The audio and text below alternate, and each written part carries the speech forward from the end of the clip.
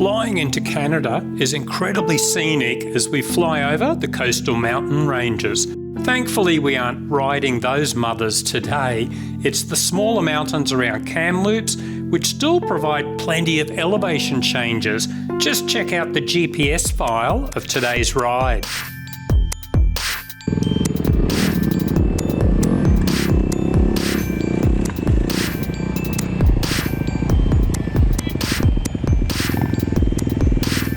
Today, we will be finding out why Kamloops is one of the dirt riding meccas of the world. Endless single track for miles around, scenic views, climbs, easy fire trails. This is day 5 on the infamous Outlaw Run, an event organised by the reprobates at Traction eRag. The Traction eRag is hitting the trail with a week-long off-road adventure. And who knows, we may have to dodge a bullet or two.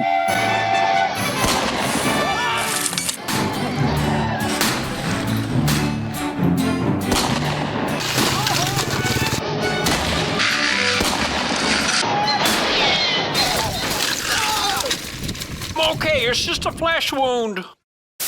Everyone is wearing their Outlaw Run jersey, specially designed to be bullet resistant and increase our chances of successfully surviving the ride with just flesh wounds. We'd never seen a picture. I just think it's possible. Over the moon with this.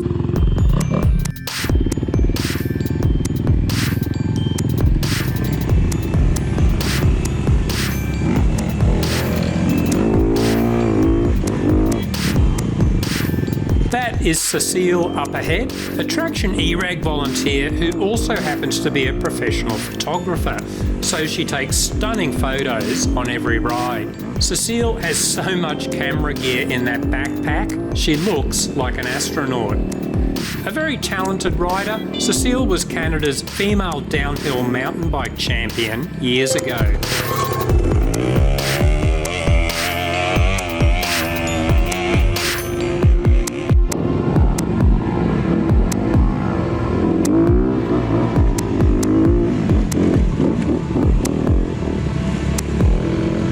Day 5 is the final day of Outlaw Run, and we've saved the longest, toughest day for last.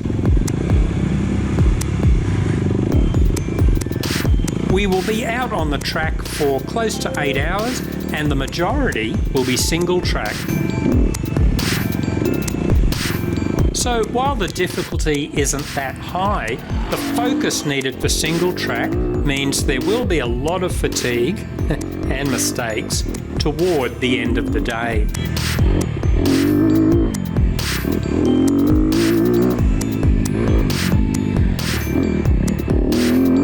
There are 2 other groups doing easier tracks today and over a shorter distance. Me?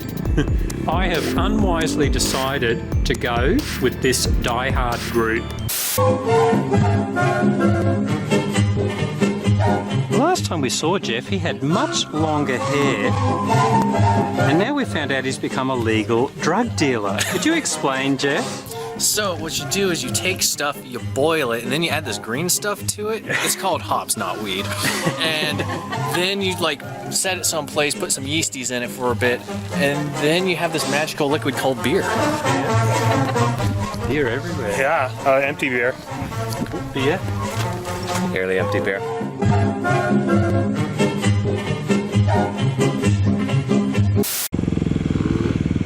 There are a few technical sections to keep things interesting, and here is our first one. Recent rain has turned quite a few of the tracks into clay. It can be tough getting enough run-up for this climb, especially when fallen riders are in the way. I go ahead to see if I can help out, but really I'm more interested in filming the carnage. Go and help out a bit. We're going to film from there.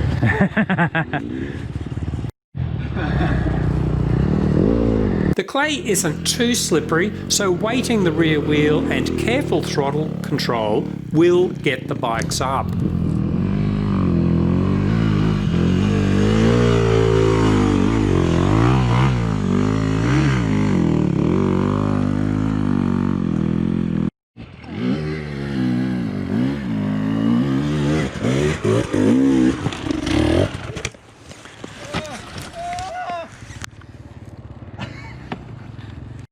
These tree roots are very problematic normally.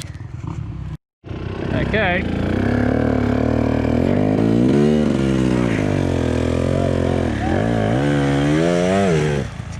Woohoo!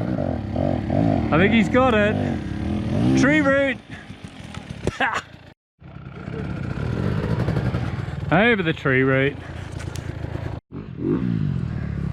It's easy to get thrown off by the tree roots.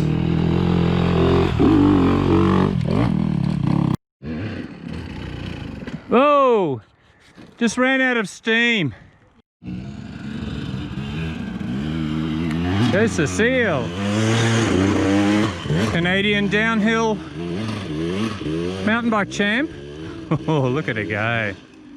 Yeah, baby. Great leg paddling here. They are just gently touching the ground with the boots to keep balance, but still keeping maximum weight on that rear wheel for traction.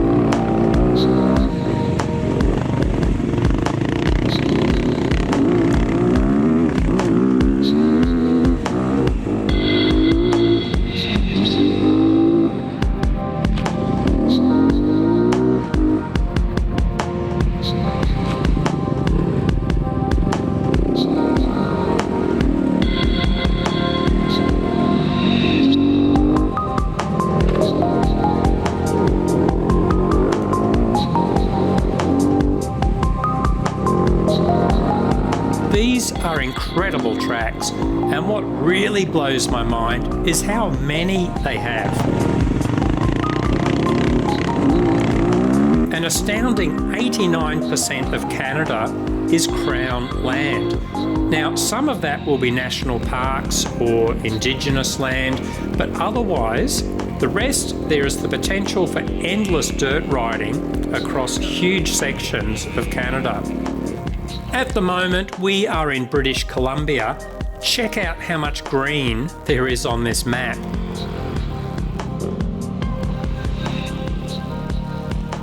We think we are lucky back home in Australia with the amount of dirt riding we have.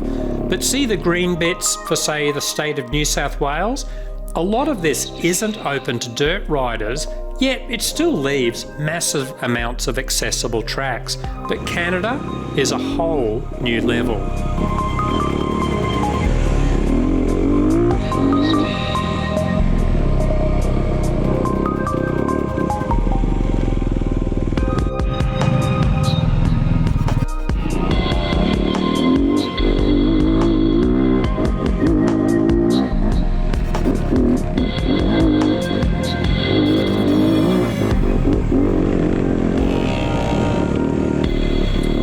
Talking a bit less in this video, just keeping a good mix for supporters who like the occasional quieter video. Hope you are enjoying the music. Oh, beautiful.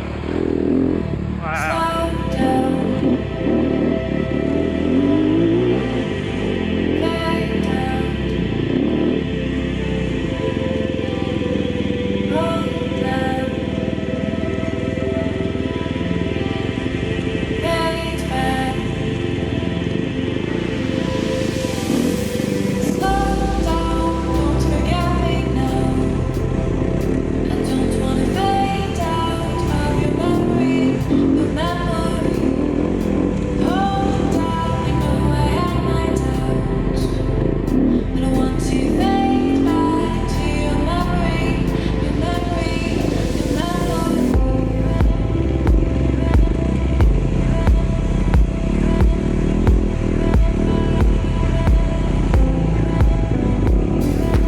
It's always great watching other riders, different riding styles, attitudes, techniques.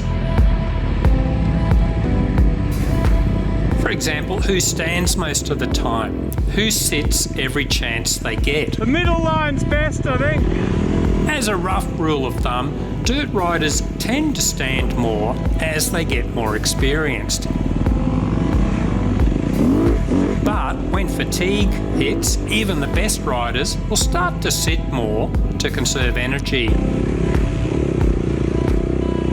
It is not always clear when it's best to stand and sit, but we have done a training vid on this to at least give you some broad guidelines.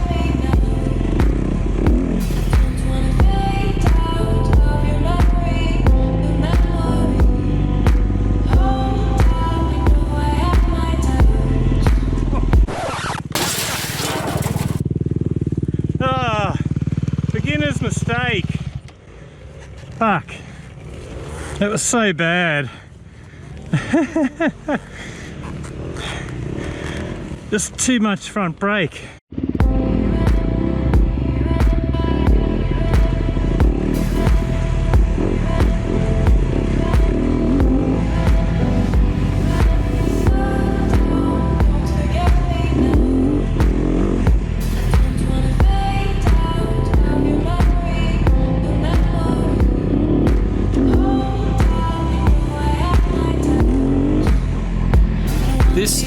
This is classic. Our guy is just bopping along, then he suddenly hears my bike and gasses it. It always leaves me with a dilemma. If I'm in the mood, it's always fun to try and stay with them. But then the problem is, does he actually dislike having someone on his rear fender? Or is he having fun and enjoys mixing it up a bit? I try to read their body language and see if they are enjoying a chase through the forest and also if they're riding within their limits. If they keep turning their head around, I assume they actually want to increase the distance. I'll slow down and back off. Ditto, if they start to look very sketchy on the bike, I would hate to see them plough into a tree.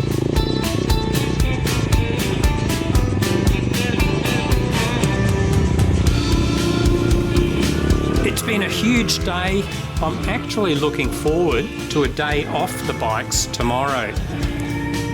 The fatigue is setting in, and I did wind up making a basic mistake in the final 10 minutes, and man, I landed with a thud. I can't seem to find the video footage though.